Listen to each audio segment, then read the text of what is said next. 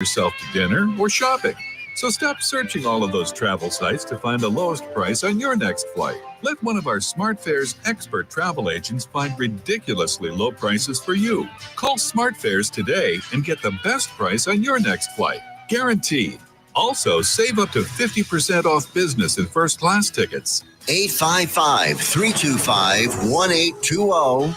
855-325-1820. That's 855-325-1820. Have you ever met a single person in your life that enjoys paying taxes? No one does. If you can't sleep at night because you have a huge problem with the IRS, I've got some free advice for you. This service is strictly limited to individuals that owe the IRS $10,000 or more in back taxes. And if you qualify, we can guarantee that you won't be writing a big fat check to the IRS, or our services cost you nothing. The first 100 people that call today will get a free tax consultation worth $500. Stop worrying about your IRS problem. We can help you, we promise. Call the tax doctor right now. I mean right now, to learn more. 800-240-4587. 800-240-4587. 800-240-4587. That's 800-240-4587. Why have thousands of aspiring authors teamed up with Christian Faith Publishing to publish their book? Because Christian Faith Publishing is an author-friendly publisher who understands that your labor is more than just a book. We provide authors freedom and flexibility throughout the publishing process, professional book editing, award-winning design, and some of the highest royalty structures in the publishing industry. And as always, you will retain 100% of the rights to your book. I was looking to find a company that I could trust, one that assisted in the editing process completely. The most important qualities that I was looking for was a publisher who was honest and upfront, no hidden costs or fees, and owning the rights to my own work. Christian Faith Publishing will publish, market, and sell your books in all major bookstores, online booksellers, as well as specialty Christian bookstores. Call for your free author submission kit. 800-978-4812. 800-978-4812. 800-978-4812. That's 800-978-4812. Here's important new information from the Diabetes Solution Center for you, a family member, or a loved one suffering with diabetes. If you have lost your provider, or if you need a provider for diabetic supplies, you may qualify to receive your diabetic testing supplies now with little or no out-of-pocket cost, regardless of your age. All you need is Medicare or private insurance to be potentially eligible. Call the Diabetes Solution Center right now for details. Just takes a couple of minutes. Our friendly, knowledgeable agents will give you free, no-obligation information, handle all the insurance paperwork, and make sure your supplies are delivered directly to your door for free. Call U.S. Medical Supply 24 hours a day. 800-597-9323. 800-597-9323. 800-597-9323. Call right now. 800-597-9323.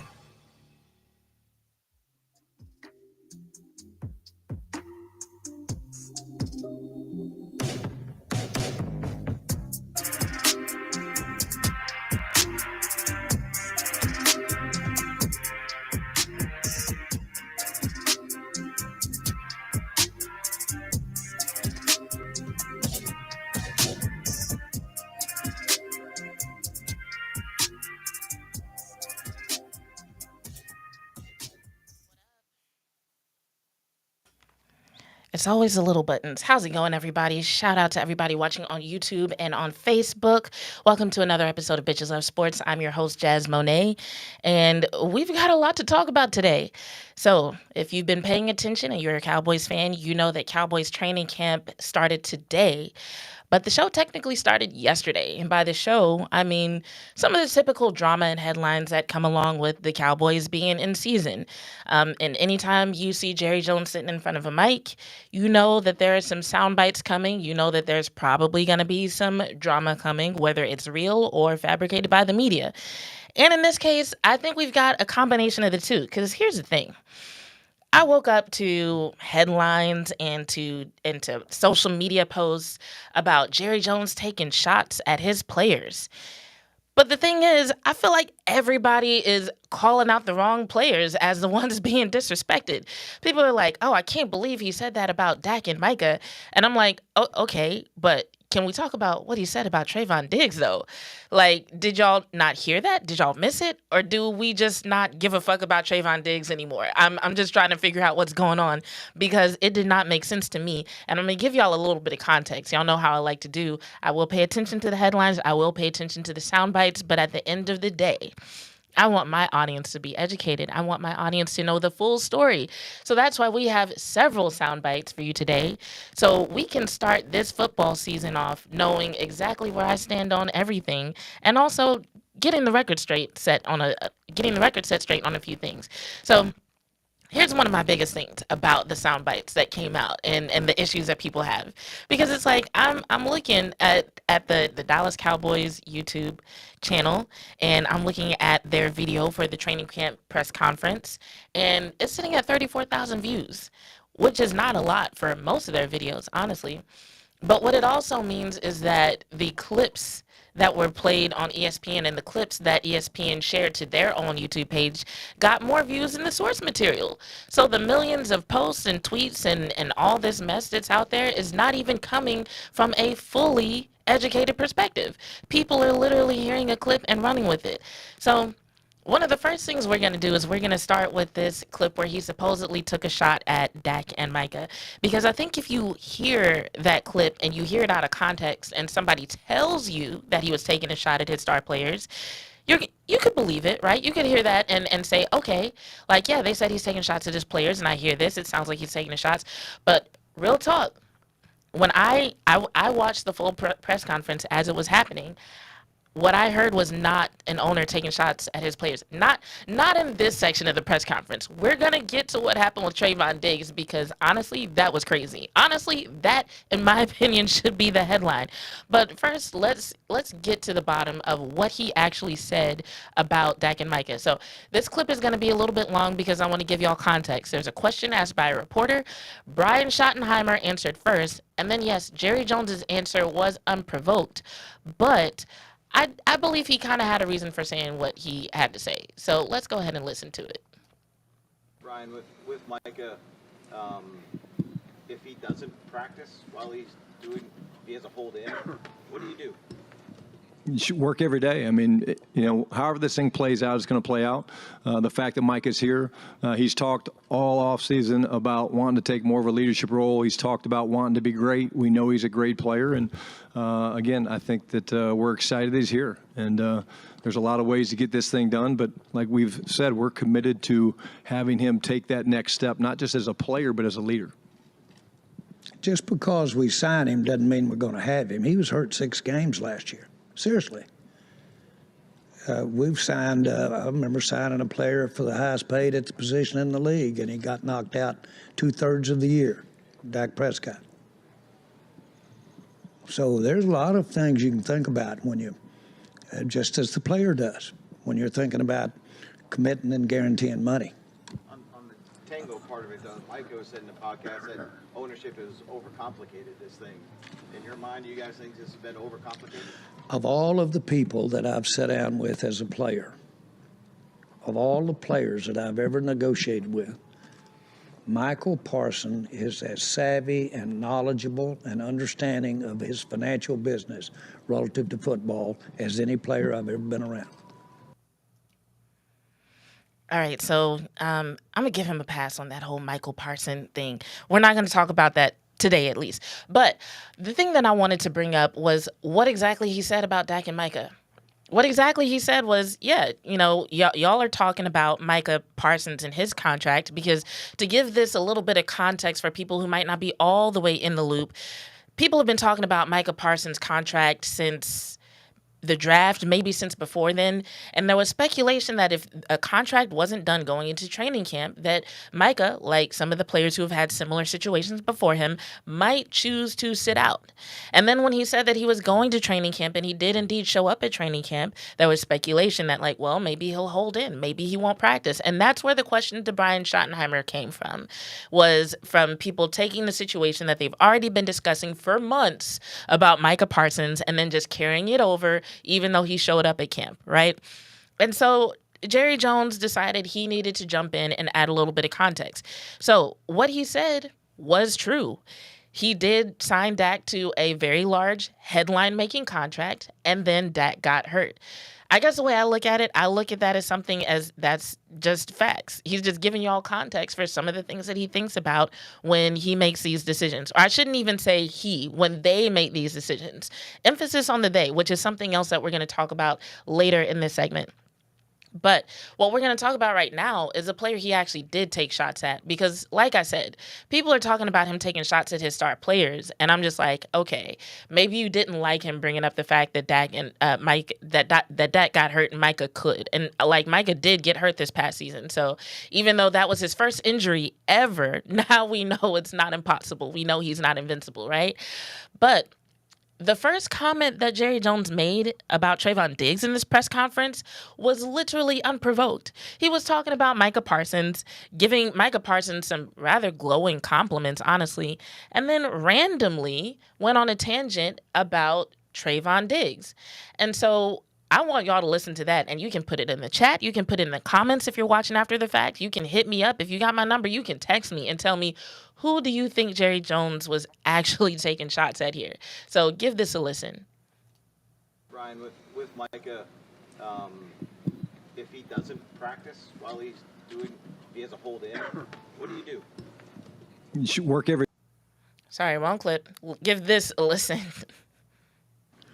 If you're in that price range, when you're up there in that top 10%, so to speak, of the league, and that top quartile of your team, leadership is really big.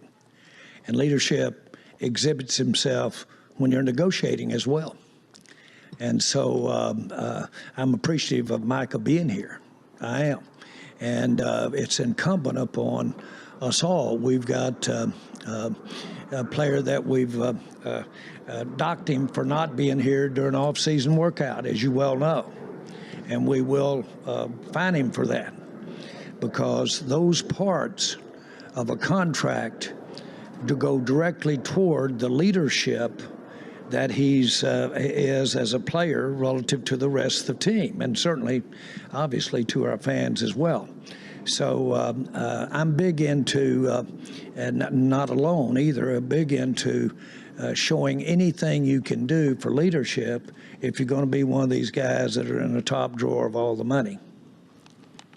Clarence. Clarence Hill, All City DLL.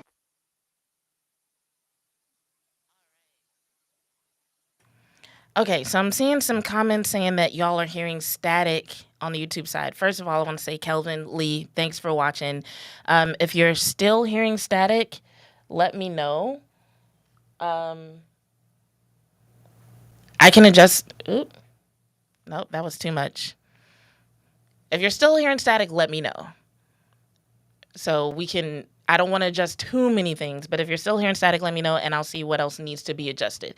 But yeah, so what was essentially happening in that clip was Jerry Jones was actually talking about Micah Parsons. And he started off giving Micah Parsons some compliments, but then goes on to explain what he expects from players who are making money in what he called like the upper tier of the league. And so he talks about how Micah is exhibiting great leadership characteristics, but then goes on to say that Trayvon Diggs is not. And, you know, he didn't call him out by name in that particular segment, but he did say, hey, as you know, there's a player here, you know, who we had to dock his pay pretty much. And so if you've been following, you know that the word de-escalation has been thrown around when it comes to the situation between the Cowboys and Trayvon Diggs. And essentially, in a nutshell, what happened was Trayvon Diggs apparently had something in his contract about how much of his workouts he's supposed to complete at the facility. He didn't keep up with that amount, and so the Cowboys said, all right, well, we're going to have to dock you. And so I don't know how much drama there's been in the organization, but I know the way that it's been played out in headlines is that there's tension. And if you listen to the way Jerry Jones is talking about Trayvon Diggs, it definitely sounds like there's tension. It definitely sounds like Jerry Jones feels a way about the fact that Trayvon Diggs hasn't shown up. Now, my thing is, Trayvon Diggs has never shown himself as that type of leader. And by that type of leader, I mean the type of leader who does things specifically for show, to show other players, to show the public, to show the media, to show whoever that he is a certain type of player. He does, or at least this is the impression I get of Trayvon Diggs. He does things when they're necessary, and I know that there were rumors about him not completing his training, his rehab beforehand, so maybe that's where some of this is coming from. But when it comes to what Jerry Jones is talking about as far as like doing certain things for show and presenting yourself as a certain type of leader, in my opinion, Trayvon Diggs has never been that dude. Now, I won't say that there's nothing to admire about him. Like, if a player were to come to me and be like, look, I'm inspired by Trayvon Diggs, I feel like he's a great example for me to follow, okay, do you. But as far as being that, look at me, I'm going to put the cape on, I'm going to stand in front of the team, I'm going to send the message, I'm going to do this, I'm going to do that, everybody look at me and the type of leader I am, that's never been Trayvon Diggs. And like, if you're in the chat, like, correct me if I'm wrong, but I'm just like, to me, it kind of feels weird to even expect that from him. So when it came to Jerry Jones taking shots at players, I was like, hello, did y'all hear what he said about Trayvon Diggs? And so if that wasn't enough, Tommy Yarish, who works for the .com, asked him directly what he expected of Trayvon Diggs, just to make things clear. And so here was Jerry Jones' answer. What do you want to see from him as a leader, like you mentioned, and where do you feel like he is in the recovery process? Oh, we expect a player paid like Trayvon to be here all the time. We expect him to be leading. We expect him to be leading. But that's not new. That goes all the way back. Deion was not necessarily given to come to the weight room. And I explained to him that it meant a lot for him to be in there. I said, does the fact that I have more weight trainers and more equipment and I work hard every day have anything to do with it? And I said, it needs to have some show with it, and so that all the team and everybody can do it. He said, you're wrong. Done. I get it. But So it's important. It's important to have the right body language in every respect when you are one of those rare, financially paid and gifted players. You've got to have some leadership about you. But the de-escalation is contractual, spelled out. So he understood when he decided he was going to train in South Florida. He understood what the consequences would be. Yeah, I'm not gonna lie. When Stephen Jones jumped in with that legalese, fuck all that. The de-escalation was contractual. Killed me. I was dying when he said that. Stephen Jones definitely had an attitude in this press conference. He was giving, I'm so sick of y'all shit energy. And to me, it seemed to always come up when discussions about the contracts were coming up. And I think that might have been because, like, if you listen to the kinds of things Stephen Jones was saying, it's almost like he wanted to just get up there and be like, y'all are talking a lot of shit about how we do business and y'all don't even know. Y'all have no idea. Y'all have no clue. Y'all are just up here spreading rumors, like don't even have the full story or have one side maybe. And he is over it. Stephen Jones is over it. I see T-Jack in the comments said Trey could train on Mars for all I care as long as he comes back 100%. Trey, I'm with you on that one. I'm actually with you on that one because, like, my thing is, here's where I think it came from. I don't know which came first. I don't know if it was the rumors about him not training or if they were already having issues with him not completing his rehab. Because I feel like as far as back as I can remember, when it came to discussing Trayvon Diggs' injuries, there's always been something with him either not getting surgery on time or not doing all the rehab, yada, yada, yada. So I want to believe that this thing was put in his contract for a reason. And there's just some reason that they did not trust him to do that. So, like, on principle, I'm with you. But I just feel like the organization must have seen something for them to take this action with him and not with everybody else. Kelvin said, Trey took a deal for the team. That ish is awful. Yeah, some people have argued that point. But overall, I think the thing about what Jerry Jones said is this. He did not have to put it out like that. And it's like Jerry Jones, and in this press conference, he talked a lot about how long he's been doing this and the level of expertise he has in certain areas. So when he decides to talk about a certain player a certain way, he knows what he's doing. He did not have to get up there and basically what he told us about Trayvon Diggs in this press conference is Trayvon Diggs lacks leadership skills. He doesn't take care of his body. And we might regret giving him the contract we gave him. What? So that's why when people are like, oh my God, I can't believe he took shots at Dak. I'm like, okay, all Jerry Jones said about Dak was that he gave Dak a huge contract and then Dak got hurt. That is simply facts, all right? And anybody might feel a way about that. But if you run down the list of how he attacks Trayvon Diggs' character, I'm like, no. Trayvon Diggs is the one who should have been in the headlines this morning. I'm sorry. But Stephen Jones, like I said, killed me. I'm going to play y'all the clip of one more time when he talked about Trayvon Diggs, because this was a time that actually like really got me. Because before I was like, okay, maybe he's just adding context. But when Jerry Jones said this, I was like, nah, he's definitely trying to make a statement. You've done deals though early with Trayvon Diggs, with Terrence Steele before it was time for it. What's the difference between those situations and a situation like CeeDee Lamb and Micah Parsons? Frankly,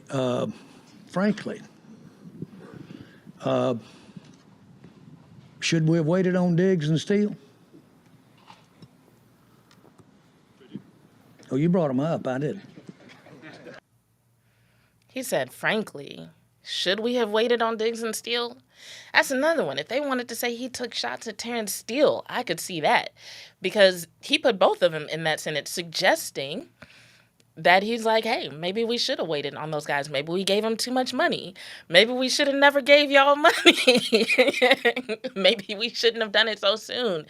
So Jerry had a lot to say. I thought it was very interesting what the press and what fans chose to focus on. But like I said, full clip of the full video of the press conference only is sitting at 34,000 views, while it's got millions of tweets and retweets and shares on social media, millions of posts, thousands of views on ESPN's, just a clip on ESPN's YouTube. So people are watching it, just not getting the full context. And maybe that's why they're getting so defensive of Dak Prescott, but somehow completely missed what was said about Trayvon Diggs, because nobody's talking about that for some reason. But I got one more clip here, because this is the thing that I really felt Cowboys fans should have walked away talking about. And the reason why I say that is because Cowboys fans, maybe more than any other fan base, spend a lot of time talking about how the front office does business and what they do or should, like what they do or don't do, what they should do, what they shouldn't do, all of this. And they attack Jerry Jones, say he should step down as GM. They talk about how they're afraid for Stephen Jones to take over. And I feel like Stephen Jones gave us a lot of information in this particular clip that I'm like, why aren't we talking more about this? I don't expect this type of stuff to show up on ESPN.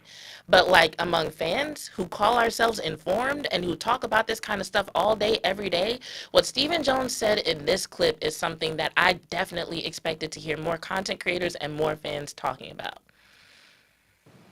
Jerry, I was just curious, because you know how these headlines can blow up. You said you don't always talk to the principals. In other words, David Mugoletta, Micah Parsons' agent.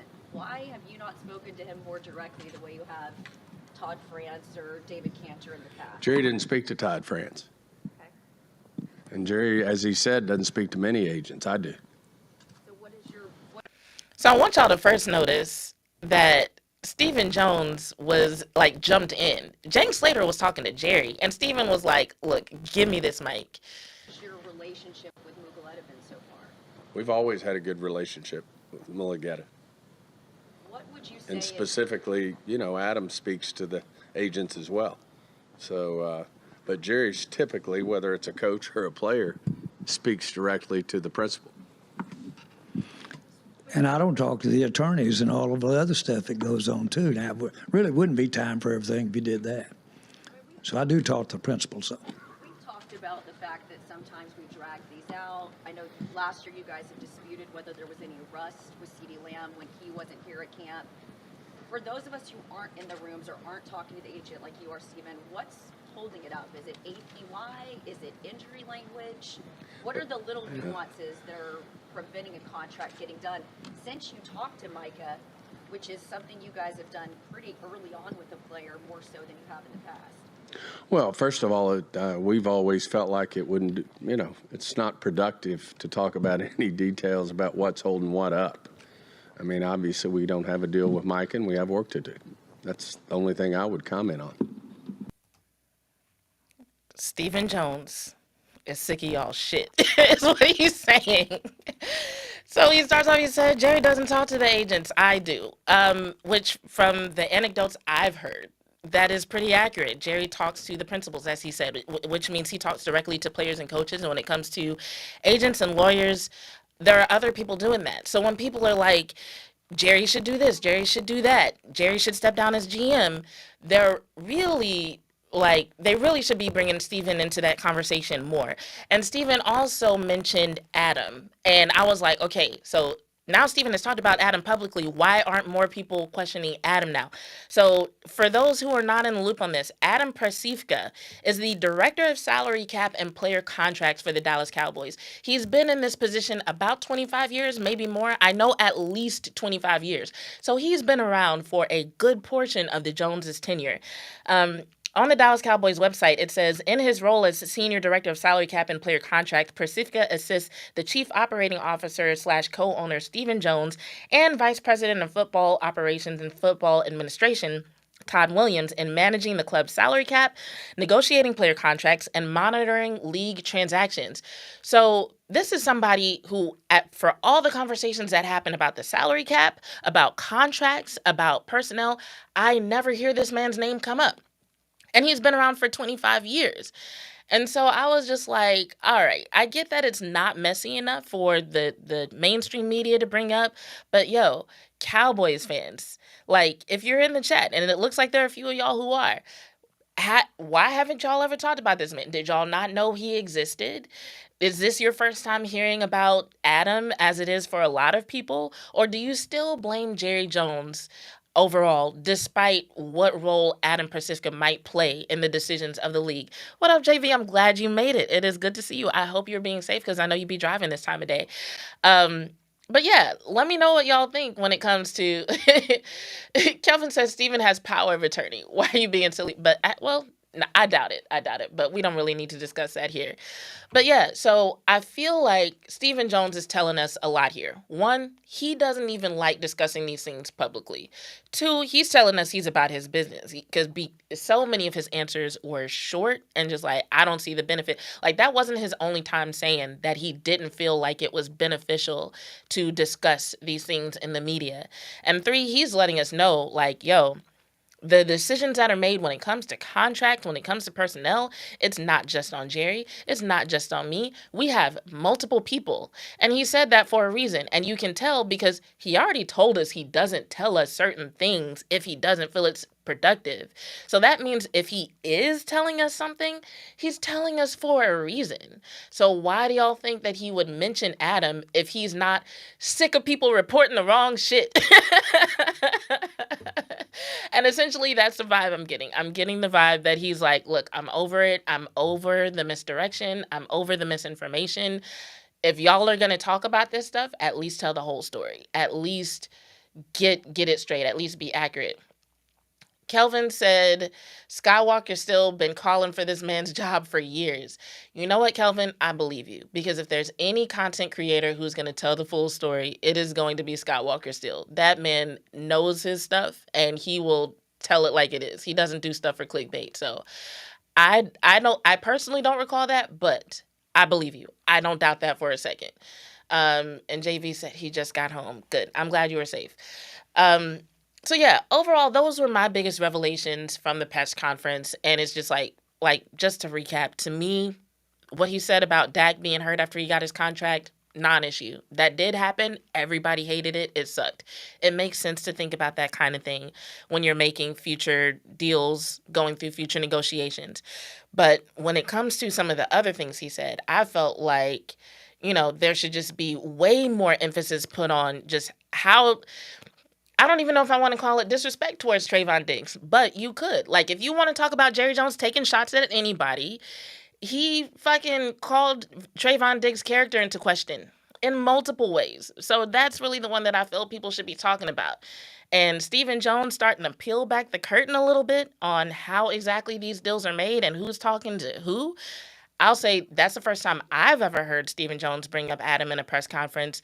So I feel like we're seeing a different side of Stephen Jones. I feel like we're seeing some different things from the Joneses in terms of how they talk about players that they're dealing with. And if this is what future press conferences are going to be like we have quite a season ahead of us in terms of sound bites alone. So stick around. We got a few minutes of paying some bills. I'll be back in the second segment to talk more about this and what's going on in the WNBA.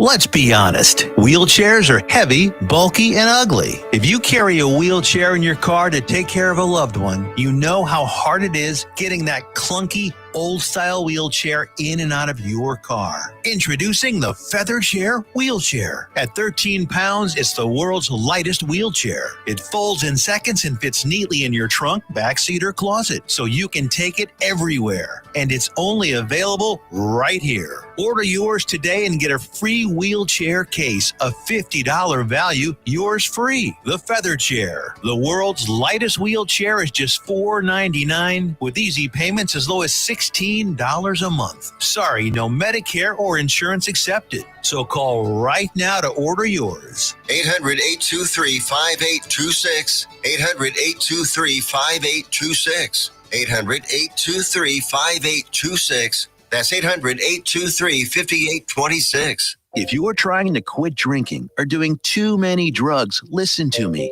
You don't know me and we'll never meet. I had a problem like you once. I drank and used to party a little too much till it got out of control and almost ruined my life. I realized I needed help to fix my problem before it totally destroyed me. If you've tried to fix your drinking and drug problem and you know you can't do it alone, you need to call the National Treatment Advisors. They'll immerse you into a 30-day program to replace your old habits with new habits and totally change your life. And if you have PPO private health insurance, the entire program may be covered. Fix your problem right now before it gets any worse. Get clean. Call now and learn more. 877-247-1581. 877-247-1581. 877-247-1581.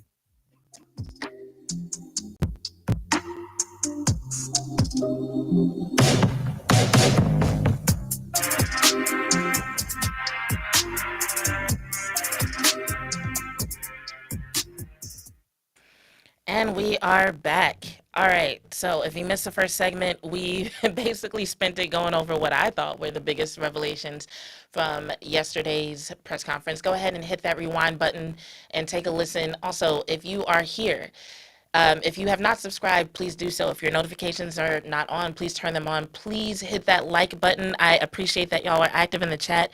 Feel free to leave a comment as well. And I'm going to ask a couple of more things of y'all because all the time I'm getting questions from people who follow me, from people who watch me, and y'all ask me things like, hey, why aren't you at training camp? Or, hey, why don't you go live like at a different time? Because before getting this radio show, I was going live like between 10 p.m. and 1 a.m. And I do appreciate that y'all want to see more from me. I appreciate that y'all want to see me at more events. And there are a few ways that y'all can help me do that. One is to share my content, of course. Even if you just share a timestamp and somebody watches for 1 minute, that like helps me. Because to you, it might be sharing to one person, but what it might do for the algorithm might bring me, 5 more, 10 more people. You never know. And another thing is, if you are so inclined to financially support my brand or my show, and let's say you are in a position to invest, or maybe you have a business and you're like, yo, I think my advertisements would sound great on your show, you should hit me up. You can hit up NTX Radio, or you can hit me up directly, and I'll get you in touch with the right person. We have special packages that you can purchase in order to support me. And then maybe this time next year, I will be at training camp. But right now, I want to tackle some of y'all's questions. What's good, the Basement Boys? Good to see you. Who else is here? I think that's the only new one. But we'll start from the bottom and go up. T-Jack said, hypothetically, if they are trying to move Diggs, isn't all this talk from the Joneses killing his trade value? Not necessarily, because while the Joneses look for certain things from players, it's possible that other teams might not look for the same things. Or it could be that, maybe for whatever reason, they don't believe that they can get a certain value from him. So they have to make it competitive, but at a lower level. I don't know.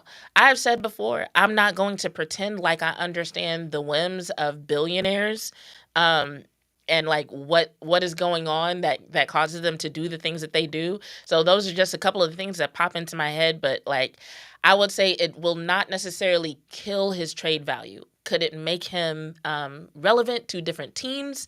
Yes. Could it make him have to prove himself more on the field? More than likely, that's what they're actually going for. And yes, but yeah, I don't fault you at all for looking at that. JV said, my charger is available 450 miles away. My charger is a few miles away, JV. I just forgot it. And that's on me. Vach Lombardi showed up. I don't know if he's still here, but shout out to Vach. Thanks for coming through. A few people said they've been calling for the job of Adam Pacifica. I wonder if he knows that. Kelvin said that all Stephen Jones does is tell his pops the main point so Jerry has an idea. So, yeah, and to get the okay. So, once again, I'm not going to pretend like I understand the goings on of the front office. Like, Stephen Jones seemed adamant about making a point that he's the one who talks to the agents. So I'm just going to go ahead and trust him on that. Like, that's one of the things about these kinds of conversations. Like, I'll follow the conversation so I know what people are saying, but rarely will you see me doing a lot of content on what the salary cap should look like, about what these deals should look like, about how much a player should be paid. That is above my pay grade, quite literally. And Kelvin also said, in reference to Trayvon Diggs, Jerry is literally saying, I pay you to use my staff so I can get the money back. I don't know if that's what it is. Honestly, Kelvin, I really do think that the way that Trayvon Diggs' contract was set up, I think it had more to do with trust than anything. I think it had to do with whether or not they trust him to actually do the training he's supposed to do and the rehab that he's supposed to do on his own. And I think what they were trying to do was give him incentive to make sure it gets done. And they felt like they needed some way of not only holding him accountable, but also verifying that it was happening. I think that's what happened. And so, yeah, it's unfortunate that they felt like they had to go that route. And I hate to see this kind of tension between the front office and Trayvon Diggs, because we've seen that Trayvon Diggs typically does not like this type of criticism. And I feel like a guy coming back from injury, this is the last thing that he needs going into the season. Like, we really need this team to be clicking on all cylinders. When you think about it, the team went through a lot last year between the injuries and the losses, and like, there was so much negativity last year. Like, I don't know if y'all remember some of the headlines. The thing that came out about how Jerry Jones basically weaponizes negativity, how he loves it and kind of values what negativity can bring in terms of eyes on the brand and doesn't really worry about what it does to players. All the rumors that were floating around as the losses started to pile up. Like, the team dealt with a lot. We don't need to enter this season with this kind of stress. We don't need it. We don't need it. So hopefully they'll resolve that. The Basement Boys says, me personally, Jazz, the only question I have is the fact that we have 17 linemen. Does Matt Let's go make the roster? I say hell no. Give me some time to look into that. I will say, while I am a trenches girl, and I got a lot of love for the O linemen, I have not done a lot of looking as far as who I think will make a roster and who I don't. Like, at this point, I'm really just like looking to see what clips come out of training camp, what the storylines are, and I'm just enjoying it. I'm very much a fan's fan. And JV also added, as long as they kept injured as James Washington, emphasis on the wash for some reason, Diggs doesn't deserve this treatment. Now, JV, I will agree. I don't think he deserves this. But, like, okay, so one, there may have been things that we did not see that the front office has seen, that the organization has seen, that makes them feel like this is justified. That is totally possible. And two, like I said earlier, I don't think Trayvon Diggs has ever pretended to be that type of leader. So if you listen to what Jerry Jones was saying about when he was like, I had to talk to Dion and I had to tell Dion that he needed to show up as a type of leader, right? He started talking about how, and this is important. This is really important, Cowboys fans. When he was making that statement, he talked about body language. He talked about doing things for show. He literally used the word show, right? And so, one, before I forget this point, hashtag ADHD, I think it's important to keep that in mind as we watch certain players. Because, like, if we think about what we've seen in terms of body language from certain players and the statements that they've made about their own body language, especially certain players who have apologized for things they've said or for their body language, right? And then we hear Jerry Jones say something about how, yeah, if you want to be a player who gets paid this much, we expect you to be a leader. And then he goes on to explain that leadership includes showing certain things to other players, and it includes having a certain type of body language. It does kind of add a little bit of context to some of those things that we've heard about, you know, body language and maturity and who shows up in the building and who's training, you know, at whoever's facility in the off season.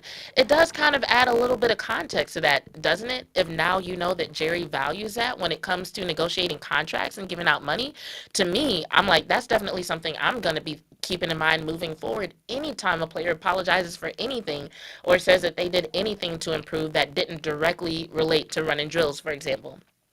But two, if you think about those things, you know, apologizing for body language, doing things for show, setting an example on purpose for other players. Trayvon Diggs is a phenomenal athlete, but he has never been that guy. He has never been that loud ass, look at me, follow me type guy. He's been a guy that somebody could follow, that a young corner could be inspired by, absolutely.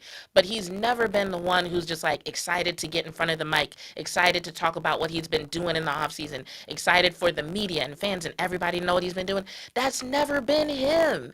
So it's like, why would you give him the contract and then all of a sudden expect him to turn into that? Like, where did this expectation come from? Like, seriously, I'm curious. I'm like, is this something that came up during negotiations? And Trayvon Diggs was like, I'm going to be this, I'm going to be that, da da da. If you pay me, I'll show up this way. And then they paid him and he didn't. Or is this something that the Joneses just expected to happen? And Trayvon is like, no, you paid me to perform on the field. All this other shit you talking, that's not me.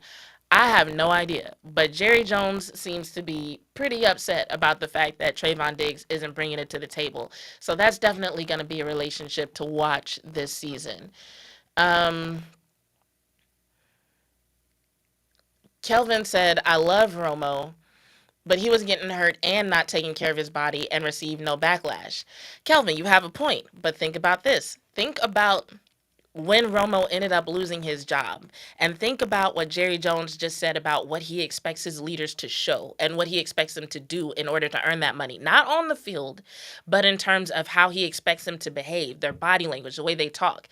And would you not argue that up until it came to the time where Dak might take his spot, Romo was a shiny example of everything Jones said? But then that competition with Dak brought something out of him, and I think Jerry Jones didn't like it. I think Jerry Jones looked at Dak and was like, oh, he's a team player. He's an organization guy. This guy Romo is fucking up. Is that not a possibility? Is that not a possibility based on what we just heard? I'm just saying. T-Jack said, so we got Slim Mozzie back again. Y'all really not going to let me get to the WNBA. It won't take long for me to make my points about that. We'll get to it before I leave. He said, we got Slim Mozzie back again. I did hear Shotty talk about that, and it was interesting that he seemed so open to the idea of Mozzie playing multiple positions and having a defense where players did that. I don't know how I feel about that. That has not proven to be Mozzie's ministry. Mozzie seems to have done his best work when he is a big ass one tech. This whole let's slim him down and put him in different places experiment, it hasn't worked in the past. I don't know what they plan on doing different. I don't know if maybe Shotty was just pulling something out his ass to answer the question and not be negative. I don't know. But I will say I'm not excited about it. I'm going to wait and see what happens. But I'm not excited about it. I love Shotty and I will trust him. But on this one, I'm not excited. I need to hear from Eberflus directly, first of all, about Slim Mozzie. Because, like, let's be real. Shotty is an offense guy. I know he's a head coach, but he's an offense guy. So I'm going to need to hear from Eberflus directly about Slim Mozzie before I start believing that this is a good thing. So that's that. Anyway, we have gotten to the point in our show where I feel comfortable talking about the WNBA. You can still put your Cowboys questions in the chat. I appreciate y'all participating and being active. Love you guys so much for that. But I do want to address this whole thing that's going on with the WNBA and the salary cap, because there are a few points that I want to make. I feel like most of the main points have been beat to death with, them going to the All-Star weekend and wearing the shirt saying, pay us what you owe us, which I feel like that was a great demonstration. However, the issue isn't whether or not the WNBA players deserve to be paid. I don't think there's anybody arguing that they don't deserve to be paid, except for like random ass misogynists on social media who the things they say about women should automatically just let you know to just cut off their opinion about anything dealing with the WNBA. Like, there are literally motherfuckers out here who don't even watch women's basketball, but will chime in on any argument just to have an opportunity to talk about what women don't deserve. Don't listen to them. But for the people who actually watch the WNBA and who are involved, nobody's saying they shouldn't be paid. What it comes down to is how much. Like, do they deserve to have a percentage of their revenue increased? Or is the WNBA still in the position where, hey, now is not the time to really increase it? Now, here's the thing that we don't know. We know the players want an increase. We don't know how much. We know whatever it is that they've requested, the WNBA has said no to that, and they presented a counteroffer that a lot of players found, quote unquote, disrespectful. Their words, not mine. But we don't know how much. So we don't know exactly what's being asked for on either side.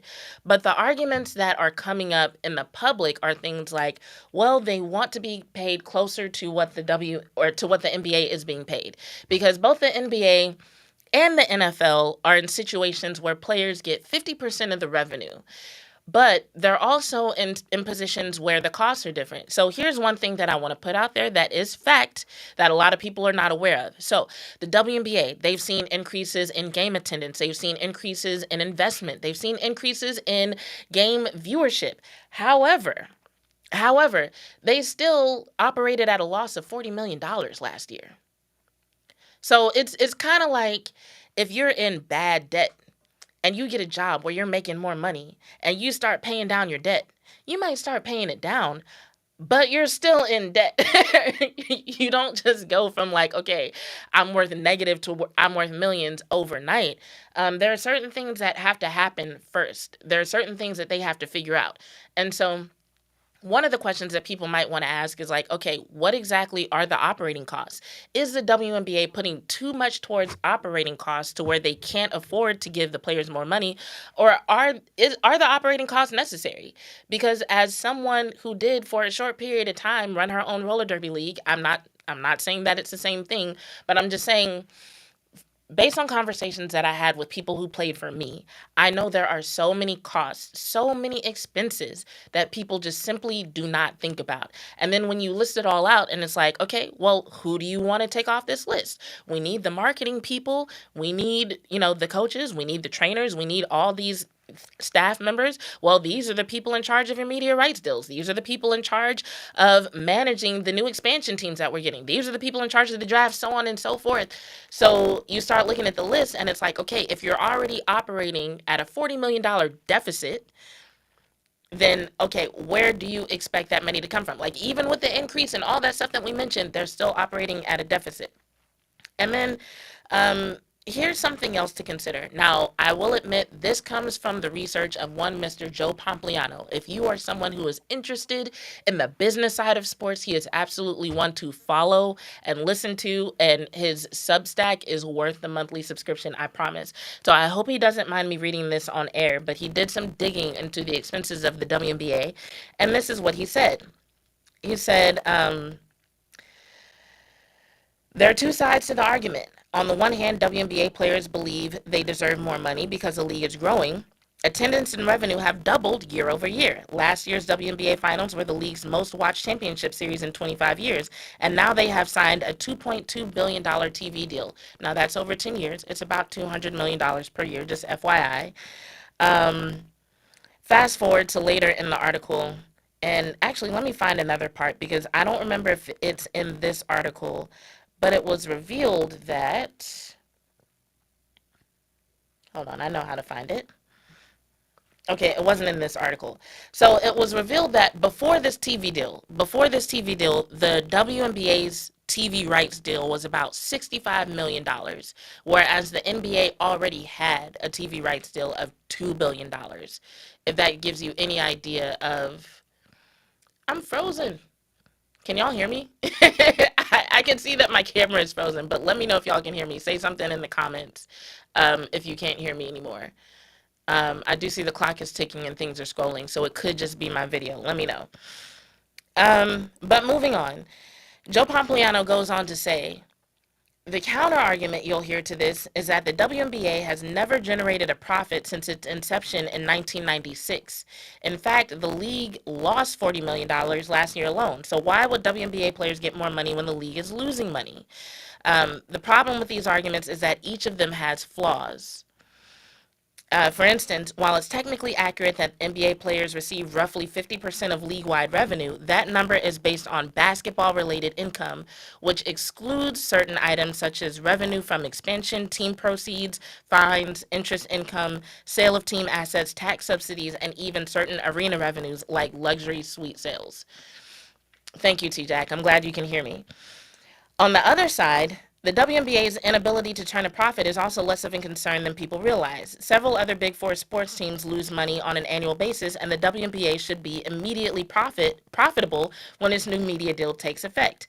That's why the more significant issue is how the WNBA has structured its cap table. So this is the important part. It says, NBA Commissioner Adam Silver has said that the WNBA has cost the NBA $10 million annually since its inception. So someone asked earlier about subsidies. That answers that question. This was a long-term bet. The NBA was willing to stomach those losses because the WNBA's existence allowed the NBA to market itself as a year-round product to TV broadcasters, since the WNBA season primarily takes place during the NBA offseason. The NBA also gave itself a call option on women's sports. If the WNBA proves to be successful, it's worth billions. If not, the $10 million annual expense turns into a tax write-off for a league that can afford it. However, this money didn't come cheap. In return for covering the WNBA's losses for 25 plus years, the NBA now controls a significant portion of the WNBA's business. To make matters worse, the WNBA then raised an additional $75 million in 2022 from an investor group that included Nike and several other prominent professional sports owners. As a result, estimates indicate that the WNBA's cap table now looks like this.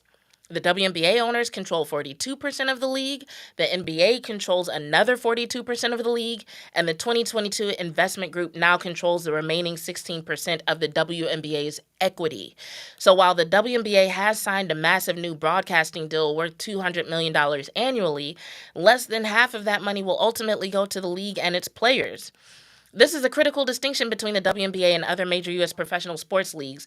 Other leagues, such as the NFL and NBA, can split revenue roughly 50-50 because they still control the lion's share of their business. The WNBA won't be able to achieve a 50-50 split because it doesn't control its revenue streams. So, in essence, the current players are paying for decisions that were made before they even got to the league. So, dang, they're static again. I'm gonna go over all of this, a lot of this, on Wednesday night anyway. So I'm sorry that we've had so many issues with like the video and with static, but check in with me tomorrow night, and we'll talk about all of this again. But anyway, essentially, current players are having to pay for uh, some of the decisions that were made before they even got to the league. So basically, even if the WNBA wanted to give them 50%, they don't control 50% to give. So the WNBA could give 50% of their portion, which according to this would be approximately like 20 something percent, right? But you've got over 50% of the WNBA's equity that's controlled by other partners that the WNBA would basically have to buy out at some point. And so this is something that might take a really long time to be resolved. A really long time to be resolved. Because either these entities would have to be benevolent enough to be like, oh, you're profitable now, here's your percentage back, or the WNBA would have to buy them back. Because what most business entities won't do is say, okay, we invested in this thing, but now it's actually making money, so we're going to give up our shares.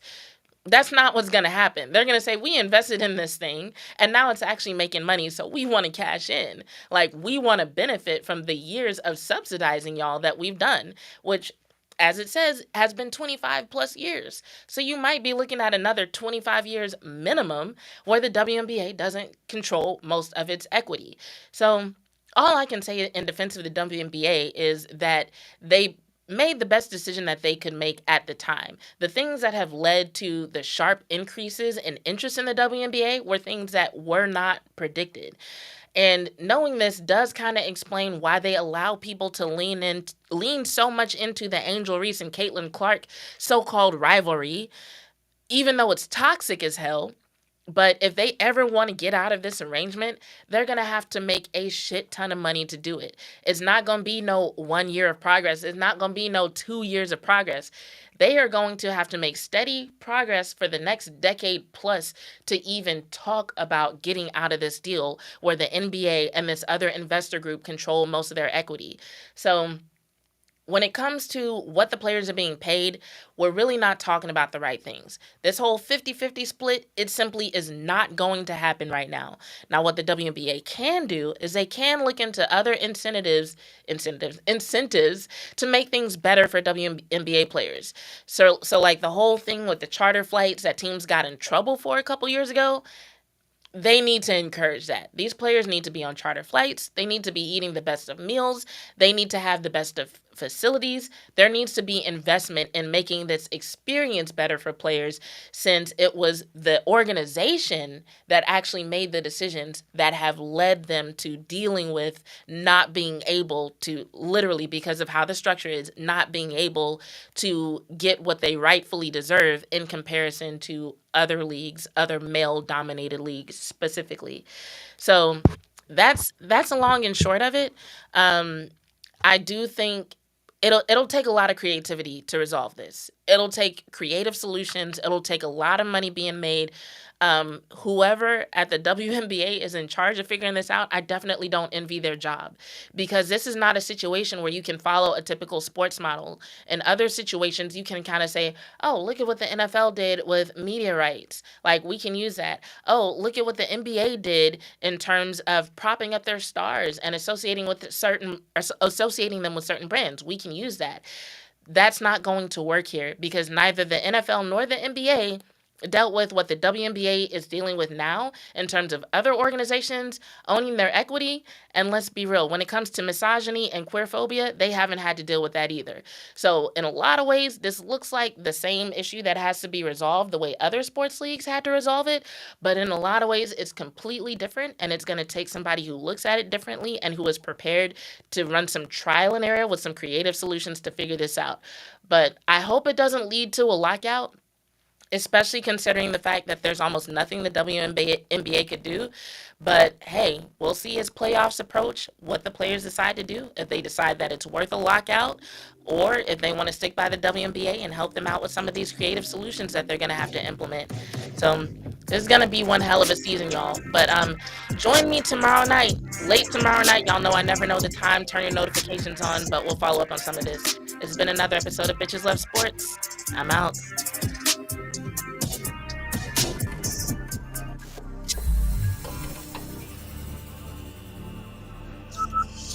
From Burleson to Venus and Grandview to Godley, this is the voice of Johnson County, Joco Community Radio.